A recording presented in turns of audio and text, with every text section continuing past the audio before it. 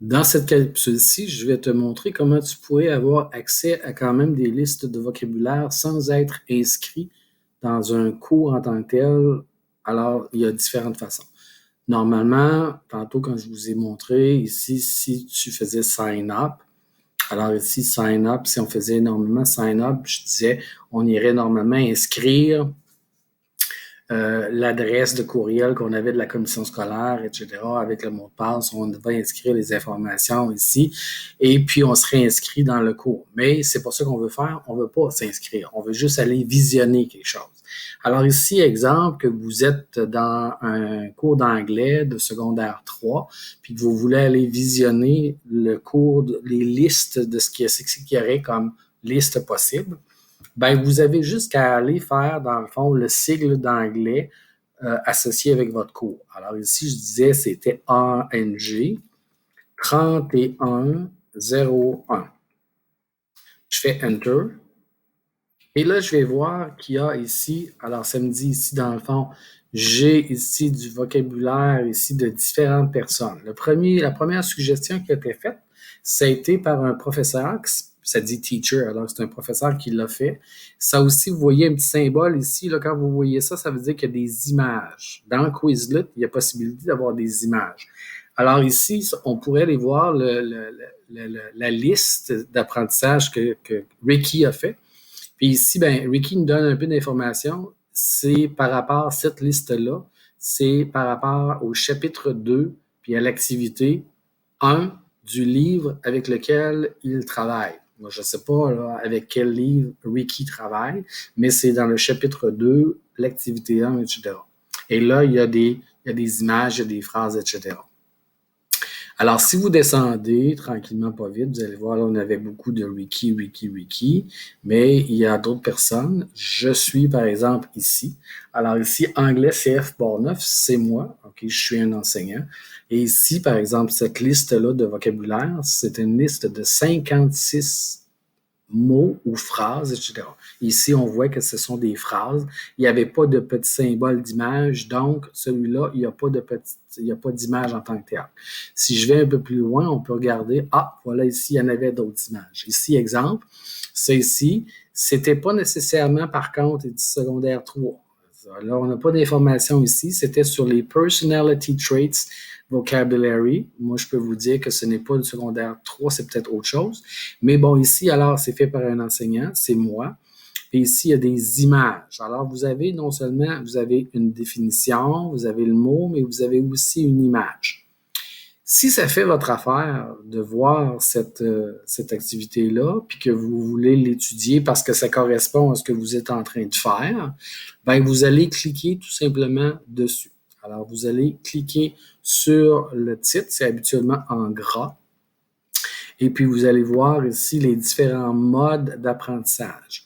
Vous allez ici focuser sur la partie gauche, la marge de gauche. Il y a 1, 2, 3, 4, 5. Il y a 5 grands modes d'apprentissage. Je vais commencer avec le premier, le flashcard. Le flashcard, c'est comme si on avait une carte sur laquelle il y a de l'information. Il y a deux côtés.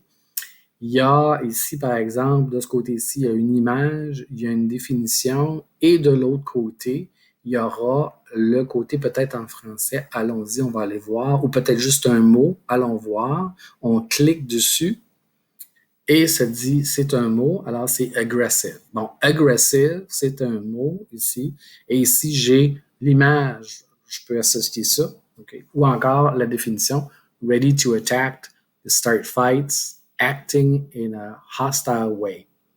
Alors, je peux étudier de cette façon-là. J'ai des flèches ici. Je pourrais me déplacer avec les flèches en cliquant dessus. Flèche droite, flèche gauche. Je me déplace avant, arrière.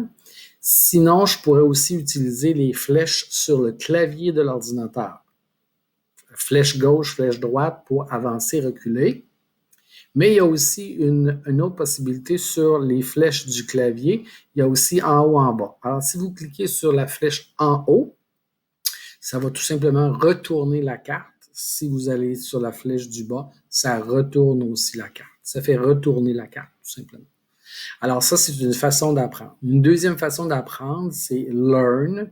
Alors, je vais regarder ce que c'est que ça dit learn. Alors, learn, dans le fond, c'est une association qu'on fait. Alors, on associe quelque chose ici, on peut associer des mots, ici des adjectifs par exemple, avec une image ou une définition. Fait qu'est-ce qui pourrait être associé avec very bad and wicked? On regarde les choix qui nous sont présentés. Est-ce que c'est angelic? No. Est-ce que c'est clever? No. Est-ce que c'est busy? No. Alors, ce qui serait le mieux, ce serait evil. Alors, on clique dessus et voilà, j'ai une bonne réponse correcte. Ici, quand je fais ça, vous voyez, un petit peu avant, j'avais le nombre de questions restantes, ce qui me reste à faire pour avoir passé tout cet ensemble-là. Je vois le chiffre ici, 1 familier, donc je l'ai vu, OK? Puis après ça, 1 mastered, je le maîtrise. Ça me donne le nombre de mots ou d'expressions ou d'images que je maîtrise. C'est une façon d'apprendre. Vous allez voir ici là, votre nombre, comment vous avez progressé là-dedans. Si on veut retourner dans les différents modes d'apprentissage, je fais Return to Set. Si vous voyez apparaître ça à l'écran, vous ne vous inquiétez pas là-dessus. Vous pouvez soit fermer la fenêtre ou vous pouvez tout simplement aller cliquer sur Return to Set. Allons-y pour une troisième façon d'apprendre. Je vais aller avec Spell, qui est une façon avec de l'audio pour apprendre. Alors, exemple ici, on va dire type what you hear. Tu tapes, dans le fond, ce que tu entends. Alors, il y a un petit haut-parleur, je vais aller cliquer dessus, puis je devrais entendre normalement le mot qui décrit cette image-là ou cette définition-là. Curious. Curious. Alors, ce que j'ai à faire ici, c'est tout simplement d'aller écrire curious. Curious. Oh, curious. Okay. Ça, c'est la bonne façon de l'écrire. Je vais faire par exprès pour l'écrire de la mauvaise façon. Curious. Okay, comme ça, c'est la mauvaise façon. Puis là, je vais tout simplement faire Enter. Et il me dit... Curious. C-U-R-I-O-U-S.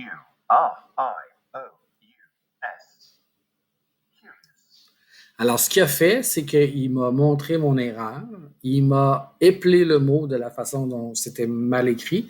Et là, il me revient, il me dit, tu vas réécrire le mot. Tant que je n'ai pas la bonne réponse, je vais devoir rester sur le mot curious. Curious. Comme ça. Et là, je fais Enter. Et là, j'ai une bonne réponse.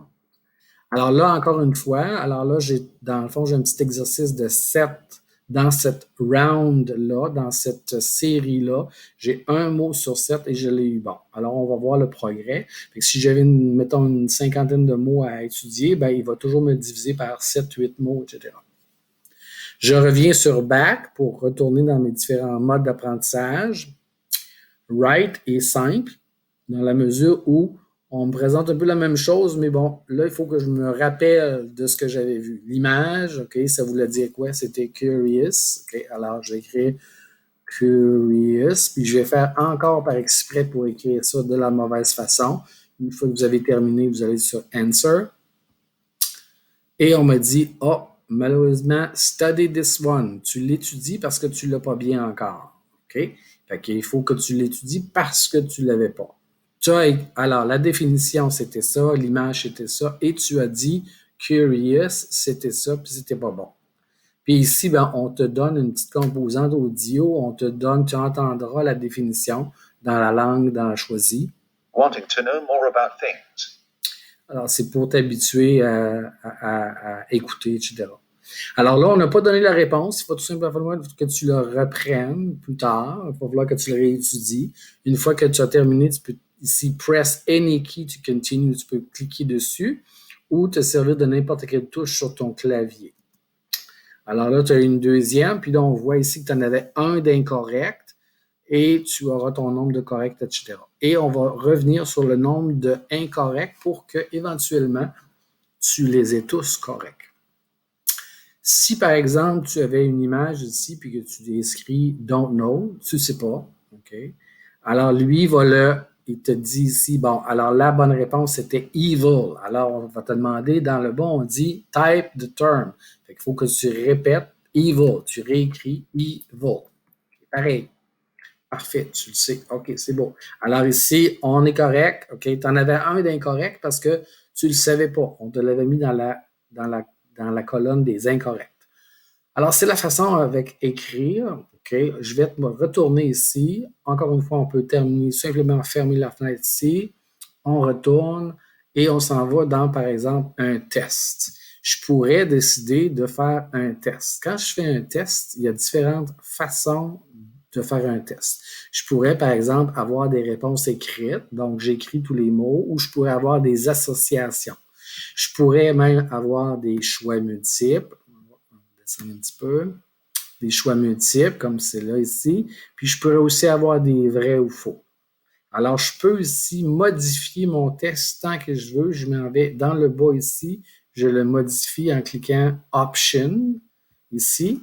Et puis là, ici, Options. Puis là, ça dit ben, Create a test. Je peux cocher ou décocher. Si je décoche, ça veut dire que j'élimine ce type de questions-là.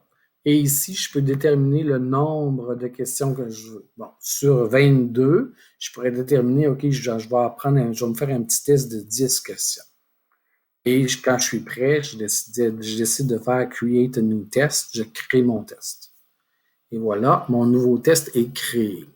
Alors là, tout ce que j'ai dans mon test, normalement, ici, dans mon test, ça devrait être ici des questions ici de ce que j'avais gardé. Une fois que j'ai terminé, quand j'ai terminé mon test, que j'écris directement à l'écran, OK, et puis je veux vérifier ma compréhension, je peux aller faire Check Answers. Ici, bien entendu, j'avais 0% parce que je n'avais mis aucune bonne réponse. Si vous aviez mis des bonnes réponses, vous auriez votre pourcentage, etc. Ce que vous pouvez faire pour votre prof, ça peut être intéressant, c'est que quand vous avez terminé votre test, vous pouvez l'imprimer et montrer à votre prof, écoute, j'ai eu 80%, j'ai eu 70%, j'ai eu 90%, je maîtrise ma matière. Alors, à ce moment-là, vous pouvez l'imprimer et puis vous demandez bien entendu la permission à votre prof avant, mais ça peut être intéressant puisque vous avez une preuve comme de quoi vous avez bien appris. Ça met fin un petit peu à cette partie-là. Maintenant, je vais vous montrer autre chose. Ça, c'est que présentement, là, vous n'êtes pas inscrit. Ce que vous avez fait, vous avez tout simplement étudié une liste de quelqu'un qui a fait une liste quelconque. Vous ne l'avez pas gardé pour vous, quoi que ce soit. Maintenant, si vous aimeriez garder cette liste-là, vous pourriez faire quelque chose. Normalement, quand vous êtes, parce que pour utiliser Quizlet, normalement, vous êtes inscrit, vous avez minimalement une adresse de courriel et un mot de passe. Si vous aimeriez garder la liste que vous aviez étudiée, ben vous pourriez le faire en allant cliquer sur ici, Customize. Ici. En faisant ça, ça amène la liste que vous avez prise, ça l'amène dans votre compte à vous. Si, exemple, vous aimeriez aussi étudier l'espagnol, on pourrait dire qu'on va le faire un exemple avec espagnol. J'écris espagnol ici.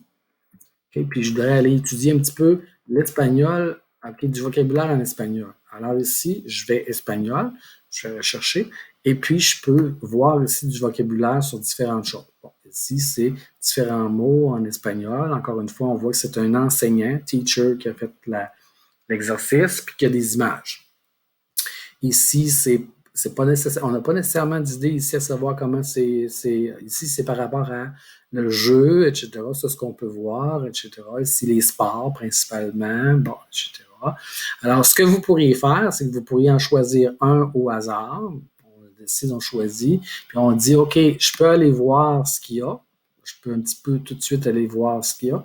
Puis si ça fait mon affaire, ben je peux le copier puis le garder dans mon compte. Je fais Customize et ça le transfère dans mon compte. Alors, ceci met fin à la présente capsule.